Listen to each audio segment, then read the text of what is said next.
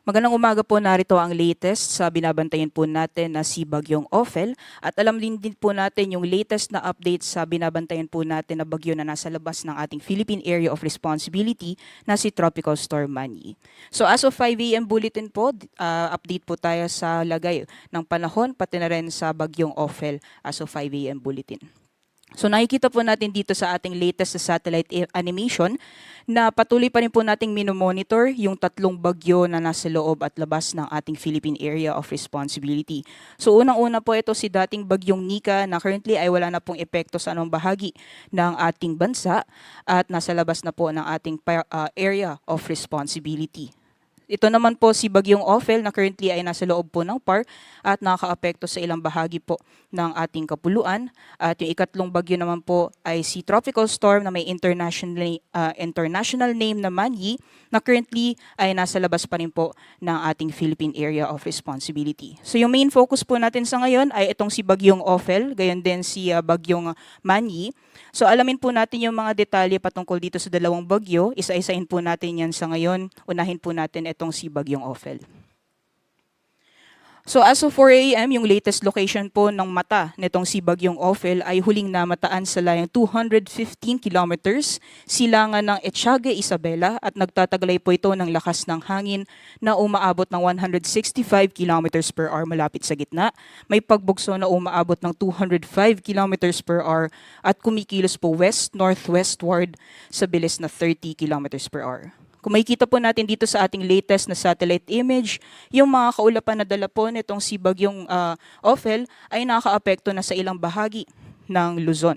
Especially po sa areas kung saan malapit yung sentro ng bagyo, dyan po mararanasan yung malalakas na hangin, gayon din yung malalakas na mga pag-ulan na dala po nitong si Bagyong Ophel. So alamin po natin yung mga specific areas na kung saan nakakaapekto itong si Bagyong Ophel, kung saan po yung malalakas mga hangin, yung mga pag-ulan, gayon din yung magiging pagkilos nito sa mga susunod na araw. So ito po yung ating latest na track forecast as of 5 a.m. patungkol dito sa binabantayan po natin na si Bagyong Ophel. Kung makikita po natin, ito po yung central track ng bagyo or magiging pagkilos ng bagyo sa mga susunod na araw habang nasa loob ng ating Philippine Area of Responsibility at meron din po tayong intensity forecast or yung lakas ng bagyo or kategorya ng bagyo habang patuloy pong binabaybay yung areas for mga karagatan dito po sa loob ng ating PAR. So makikita po natin dito sa ating latest na track forecast, nakikilos po generally northwestward. Ito nga si Bagyong Ophel sa mga susunod na oras at maaaring meron po tayong landfall scenario dito po sa may bahagi ng or sa eastern coast ng Cagayan. Mamayang hapon po yan kung hindi naman po dito sa may northern portion ng Isabela. Patuloy po siyang kikilos northwestward at possible na lalapit din po siya dito sa may area ng Babuyan Islands sa mga susunod na oras. Kung hindi man po lalapit ay may possible second landfall scenario po tayo dyan. Pagkatapos po niyan, kikilos po siya pa norte at unti-unti na pong magre-recurve hanggang tuluyan po siyang humina dito po sa may silangang karagatan ng Taiwan at possible po na humina po siya lalo bilang isang low pressure area at possible na malusaw po siya dito sa loob ng ating Philippine Area of Responsibility. Although sa nakikita po natin, based po sa kanyang intensity forecast, possible na manatili po siyang typhoon category habang tuluyan pong binabaybay ang bahagi ng Northern Luzon. Ngunit naalala po natin na yung maximum sustained winds ngayon ni Bagyong Ophel ay nasa 165 kilometers per hour. So halos nasa upper thresholds na po yan ng isang typhoon category. So sa ngayon po halos inaabot na po niya ang level or threshold ng isang super typhoon category na nasa 185 kilometers per hour. So in the event po na maging favorable yung conditions para sa patuloy na paglakas nitong si Bagyong Ophel sa mga susunod na oras, ay hindi po natin inaalis yung posibilidad na maaaring umabot po ito ng super typhoon category sa mga susunod na oras. So based po sa ating latest na forecast track, nakikita po natin yung area na shaded ng yellow, dyan po nakapaloob yung malalakas na hangin na dala po nitong si Bagyong Ophel. At kung mapapansin po natin, ilang bahagi na po ng northern at central Luzon ay nahagip na ng radius or diameter nitong si Bagyong Ophel. So dyan po sa mga areas na yan, unti-unti na pong mararanasan yung malalakas na hangin na dala po nitong si Bagyong Ophel. At yung area naman na shaded ng orange or shaded na red, dyan po yung mas malalakas na hangin na dala po nitong si Bagyong Ophel. Possible around signal number 3, pataas ang level ng mga hangin. So dahil inaasahan po natin na patuloy na lalapit itong si Bagyong Ophel sa may bahagi ng Hilagang Luzon, yung mga areas po na currently nakakaranas po ng malalakas na hangin, possible na mas lumakas pa po yan sa mga susunod na oras. Kaya naman as of 5 a.m., ay nagtaas na po tayo ng signal number 4 sa northeastern portion ng mainland Cagayan, dyan po sa mga bayan ng Santa Ana, Gonzaga at Santa Teresita. Signal number 3 naman sa northwestern, central at eastern portions ng mainland Cagayan, dyan po sa Babuyan Islands, northeastern portion ng Isabela, northern portion ng Apayao. So signal number 3 winds po ay mapaminsala pa rin gaya din sa signal number 4. Signal number 2 naman ay nakataas sa Batanes, gayon din sa nalalabing bahagi ng Cagayan, sa northwestern at southeastern portions ng Isabela, sa nalalabing bahagi ng Apayao, northern portion ng Kalinga, sa nalalabing bahagi sa northeastern portion ng Abra at northern at central portions ng Ilocos Norte.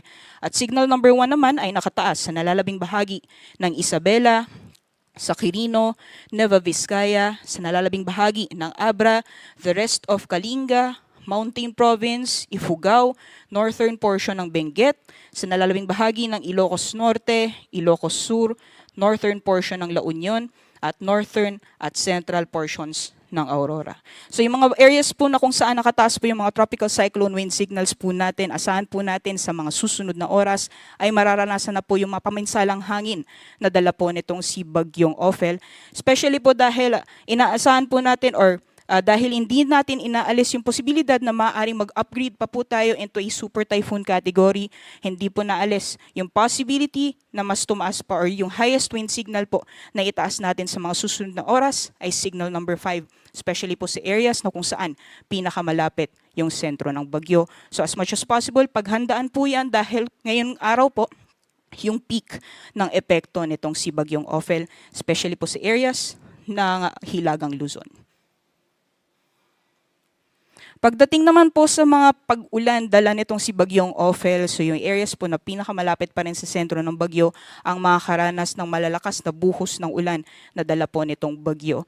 So dyan po sa areas ng Cagayan, gayon din sa Isabela at sa may Babuyan Islands kung saan madadaanan po or malapit po sa sentro ng bagyo based po sa ating latest na forecast track, maaring ngayong araw ay mararanasan po yung intense to torrential mga pag-ulan. Yan po ay 2 or may higit 200 millimeters total rainfall for the next 24 hours. So possible po yung widespread incidents ng severe flooding, gayon din yung landslide, especially since ilang araw na din po tayo nakakaranas ng mga pag-ulan sa mga parehong lugar. Meanwhile, heavy to intense naman po ng mga pag-ulan mararanasan sa Batanes, sa Ilocos Norte, Apayao at Kalinga. Yan po ay 100 to 200 millimeters na total rainfall for the next 24 hours. At sa areas naman po ng Abra, Mountain Province, Ifugao, sa Nueva Vizcaya, gayon din sa Quirino at Aurora, maaaring maranasan din po yung moderate to heavy na mga pag-ulan or 50 to 100 millimeters na mga pag-ulan. So yung mga areas po kung saan nakataas po yung possible na intense to torrential or heavy to intense na mga pag-ulan, pinag-iingat po dahil mataas yung posibilidad ng mga pagbaha, gayon din yung pagguho ng lupa. Ulitin po natin yung peak po ng mga epekto nitong si Bagyong Ophel ay most likely mararanasan ngayong araw. As much as possible po, maghanda po tayo at mag-ingat.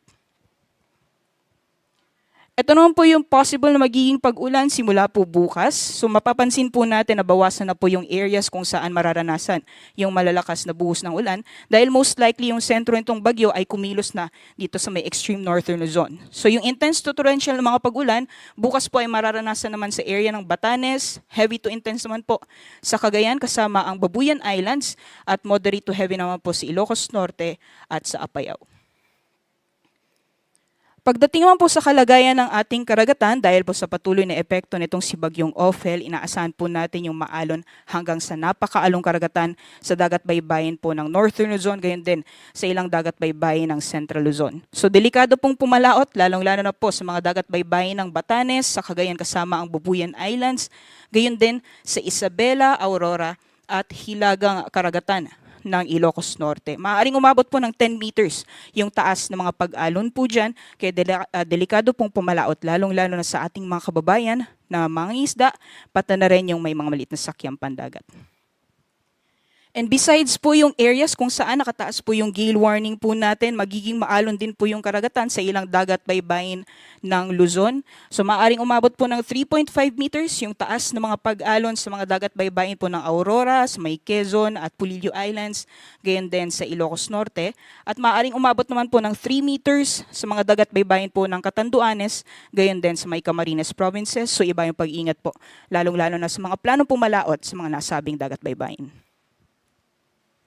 Meron din po tayong babala ng storm surge or daluyong sa areas po ng Batanes, sa Cagayan, gayon din sa Ilocos Norte at Isabela. Ibig sabihin po nito, yung level po ng karagatan dyan sa areas po na yan ay maaaring umabot mula or tumaas mula 2.1 hanggang 3 meters at 1 to 2 meters naman po sa may Aurora at sa Ilocos Norte, gayon din sa Ilocos Sur. So ingat po sa ating mga kabayan, lalong-lalo na sa mga areas kung saan malapit po sa dalampasigan. So dako naman po tayo sa latest na update sa binabantayan po natin na bagyo na nasa labas po ng ating Philippine Area of Responsibility na si Tropical Storm na may international name na Manny. So yung latest location niya po as of 3 a.m.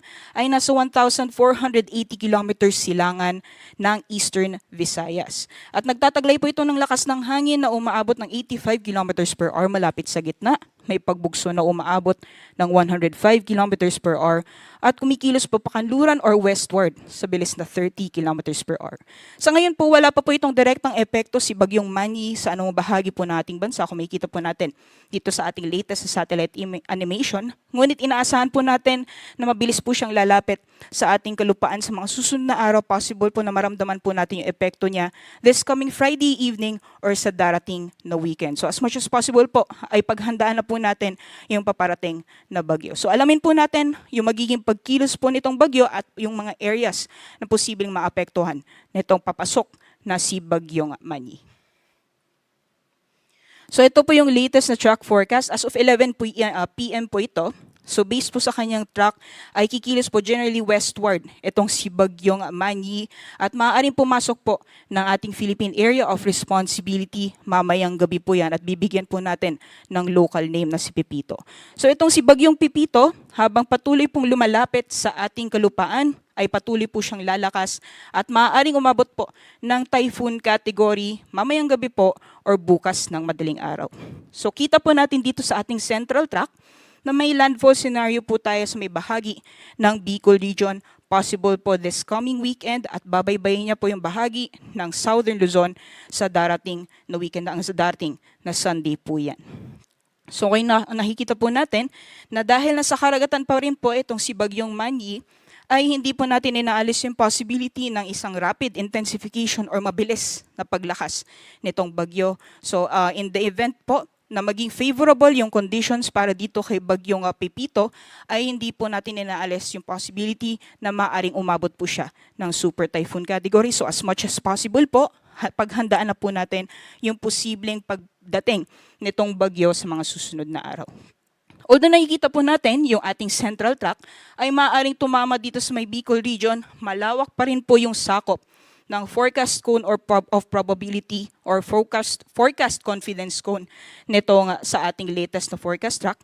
So hindi lamang possible or hindi lamang po sa Bicol region ang posibleng daanan ng sentro ng bagyo, maaaring din po sa may Eastern Visayas ang possible landfall scenario, maaaring din po sa Quezon, pwede sa Aurora, gayon din sa ilang or possible din po sa may Isabela. So yung areas po na kung saan nakapaloob or shaded ng puti, pwede po yung daanan ng sentro ng bagyo sa mga susunod na araw. Kaya continuous po yung monitoring natin, especially po sa areas ng Bicol region, sa may Visayas, gayon din sa areas ng Mimaropa at Calabarzon, maaaring maramdaman po natin yung epekto nitong si Bagyong Pepito or papasok na Pepito this coming weekend. So as much as possible, paghandaan po natin yan.